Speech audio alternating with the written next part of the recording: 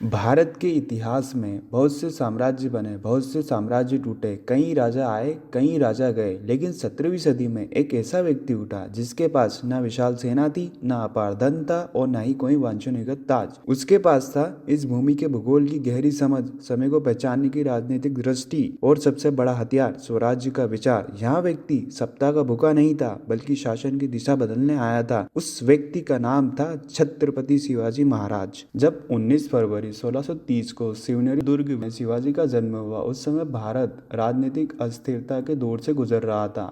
उत्तर भारत में मुगल साम्राज्य अपने चरम पर था, जहां सम्राट शाहजहां शासन कर रहे थे। दक्षिण भारत यानी दक्कन में 3 प्रमुख इस्लामी सल्तनतें थी। बीजापुर की आदिल शाही, अहमदनगर की निजाम शाही, गोलकुंडा की कुतुब शाही। ये तीनों सल्तनतें आपस में निरंतर संघर्ष में थी। मुगल साम्राज्य इस आपसी संघर्ष का लाभ उठाकर दक्षिण को अपना अधीन करना चाहता था। इस पूरी राजनीतिक खींचतान में सबसे ज्यादा पीड़ा किसानों और आम जनता को झेलनी पड़ रही थी। शिवाजी का नाम भगवान शिव से नहीं बल्कि देवी शिवाई से जुड़ा था। राजमाता जिजाऊ ने संतान प्राप्ति के लिए देवी शिवाई की आराधना की थी। पिता शाहजी राजे भोसले बीजापुर दरबार के एक वरिष्ठ सेनापति थे। शिवाजी के जन्म के समय शाहजी राजे बीजापुर के सैन्य अभियानों में व्यस्त रहते थे, इसलिए शिवाजी का बचपन अधिकतम पिता से दूर बीता। यहाँ दूरी शिवाजी को जल्दी आत्मनिर्भर और गंभीर बनाती चली गई। शिवाजी के जीवन में 2 व्यक्तियों का प्रभाव निर्णायक सिद्ध हुआ,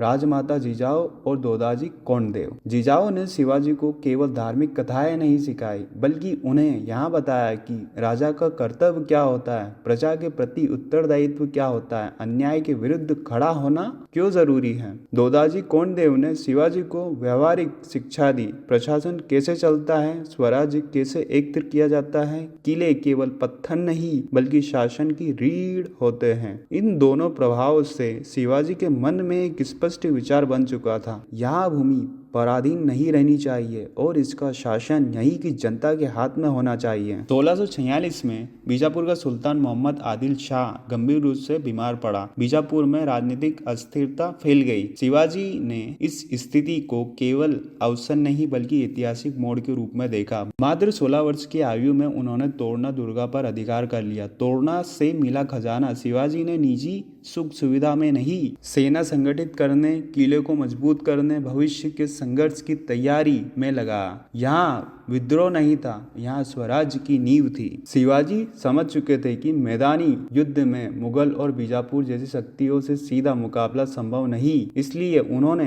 पहाड़ी किलों को अपनी रणनीति का केंद्र बनाया। राजगढ़, कोंडाना, पुरंदर, सुपा, बारामती। हर किला केवल सैन्य केंद्र नहीं था बल्कि प्रशासनिक इकाई भी था। हर किले में 3 समान अधिकार वाले अधिकारी नियुक्त किए गए ताकि कोई एक व्यक्ति सत्ता का दुरुपयोग ना कर सके। गद्दारी की स्थिति में किला सुरक्षित रहे। बीजापुर अब शिवाजी की बढ़ती शक्ति से डरने लगा था। सीधा युद्ध करने के बजाय आदिल शाही ने एक मनोवैज्ञानिक चाल चली। शिवाजी के पिता शाहजी राजे को कैद कर लिया। यहाँ शिवाजी के लिए भावनात्मक रूप से सबसे कठिन समय था, लेकिन शिवाजी ने जल्दबाजी नहीं की, विस्तार रोक दिया, कुछ क्षेत्र लौटाए और कूटनीति से काम लिया, अतः अपने पिता को छुड़ाने में सफल रहे। यह घटना दिखाती है कि शिवाजी केवल वीर नहीं बल्कि अत्यंत संयमी राजनीतिक कार थे।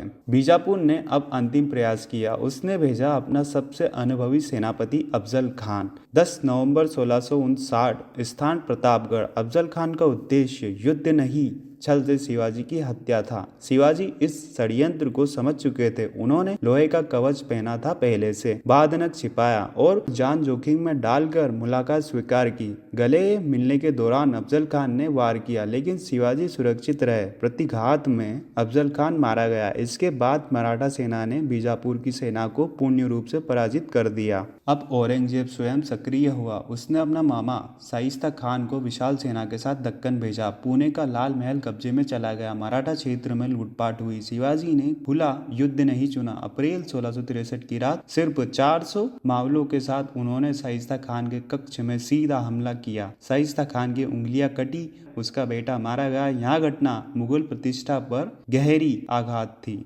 सेना को चलाने के लिए धन आवश्यक था। 1664 में शिवाजी ने मुगलों के सबसे समृद्ध व्यापारिक नगर सूरत पर आक्रमण किया। यहाँ हमला न धार्मिक था न अराजक। व्यापारियों को सुरक्षा दी गई, केवल मुगल राजकोष को निशाना बनाया गया। यहाँ स्पष्ट संकेत था कि शिवाजी युद्ध को आर्थिक स्तर पर भी समझते हैं। औरंगजेब ने अपने सबसे कुशल सेनापति मिर्जा राजा जयसिंह को भेजा। लगातार सैन्य दबाव, पुरंदर किले की घेराबंदी और संशोधनों की क्षति के बाद 1665 में पुरंदर की संधि हुई। 23 किले मुगलों को दिए गए। शिवाजी को आगरा जाना पड़ा। यहाँ हार नहीं थी, यहाँ राजनीतिक विराम था। आगरा दरबार में शिवाजी को जानबूझकर नीची मनसबदारी दी गई। यहाँ सीधा अपमान था। शिवाजी ने विद्रोह किया, नजरबंदी हुई। 17 अगस्त 1666 फल की टोकरी, रिश्वत और असाधारण साहस। शिवाजी आगरा से निकल गए। यहाँ मुगल इतिहास की सबसे बड़ी भूल सिद्ध हुई। 6 जून 1674 स्थान रायगढ़ दुर्ग। शिवाजी का वैदिक विधि से राज्याभिषेक हुआ। उपाधि मिली